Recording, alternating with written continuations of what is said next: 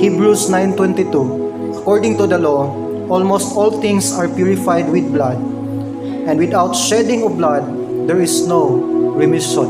Ang Bible nag-ingon nga ang tanang tao nakasala. Ug dili ni sala nga mapapas lang sa atong maing binuhatan, usa ni kasala nga mi puyo gyud sa atong kalag espiritu ug lawas. Usa ni kasala nga di gyud kaya limpyuhan sa tao bisan pagrelihiyon. Ug ingon ang Bible nga ang blood lang gyud ni Christ mo'y makalimpyo nini nga sala.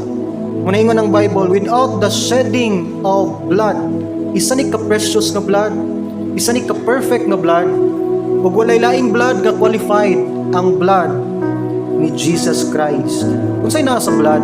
Nganong ang blood man ni Christ? Nganong sa kadaghang pwede ibayad sa atong sala, ilimpyo sa atong sala? Nganong ang blood man?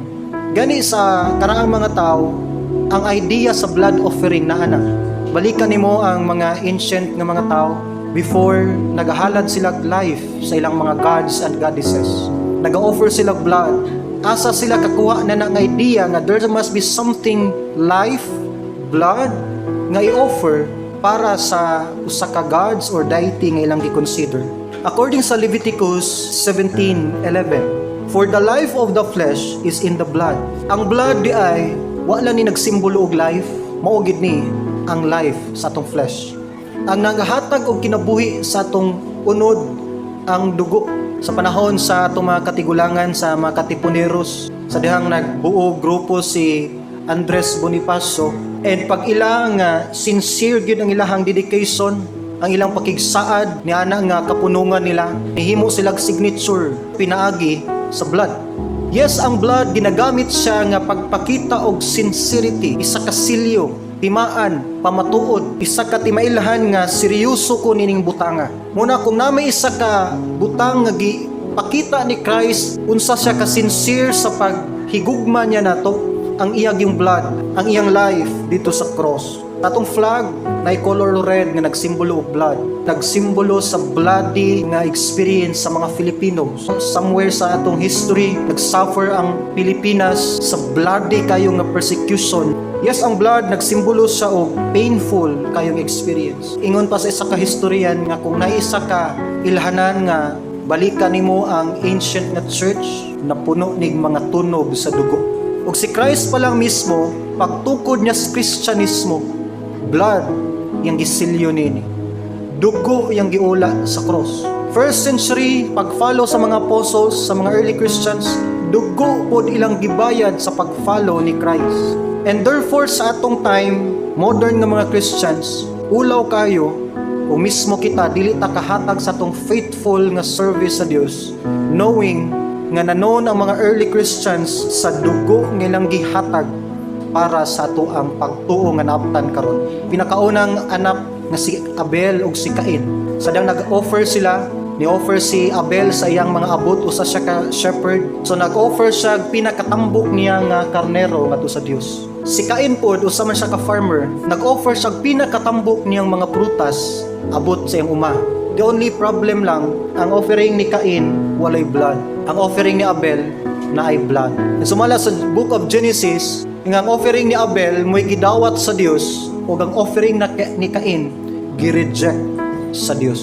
Tungod kay walay nakita nga blood ang Dios sa offering ni Cain. Tungod niya na nasayod na sa story, nahitabo ang unang murder sa Bible. Sa kasuko ni Cain, yang gi-murder iyang brother si Abel. Tungod kay wala dawata yang offering, tungod kay walay blood. Muna nga hangtod nga ato ang life, wala pa ta nahinluan sa dugo ni Jesus. Di gyud mahimong kadawat-dawat ang atong pagsimba. Di gyud mahimong kadawat-dawat ang atong pagtigom.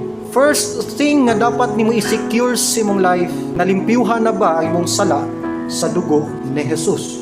Ingon ang kanta, what can wash away my sins? Nothing but the blood of Jesus. Ang dugo lang ni Christ, mo ng blood iyang gi-offer sa cross, kay the only way, according sa law sa Dios, mabayaran ang imong sala sa dugo gyud ni Jesus. Ang blood nagsimbolog life, mo nang si Christ namatay gyud siya sa cross. Di sa mahimaya sa tanang offering nato if in the first place wala nakita ang blood ni Christ. The only reason nga nang atong pagsimba madawat ni sa Dios tungod kay ang nakita samahan dili ang atong sala, dili atong kapakyasan, kundi ang precious nga blood ni Christ nga mo'y nilimpyo sa atong mga sala. Naay mas danger, mas delikado, mas dako nga judgment sa usa ka kalag sa tao nga wala pagyud nalimpyuhan sa dugo ni Jesus. Dili lang si angel of death ang muhukom sa imong kinabuhi. Nigabot sa judgment day, matag usa ka kalag nga wala nalimpyuhan sa dugo ni Jesus ang iyahang sala. Ngadto kita sa linaw nga kalayo, walay katapusang pagka-imperno. Sadyang si John the Baptist nang baptized siya sa Jordan River, pagkakita ni John the Baptist nga si Christ padulong niya mingon sa siyang katawhan, tan-awan ninyo, mao ni ang nate nga karnero sa Dios nga mo'y mutangtang sa sala sa kalibutan. Nganong gitawag niya si Christ og the Lamb of God? Tungod kay si Kristo ang final offering sa atong sin. Sadyang saka siya sa Mount Calvary, bitbit niya ang atong cross. Sadyang gipatay si Christ sa mga Roman soldiers dito sa cross. Ang pananaw sa amahan niya, daw sama siya sa usa ka nati nga karnero nga mao'y ginahalad sa Old Testament para paglimpyo sa ilang mga sala. Tanang tao sa kalibutan nga mituo ni Christ mapasaylo og malimpyuhan ang tanan nilang mga sala. Munang gitawag siya who takes away the sin of the world.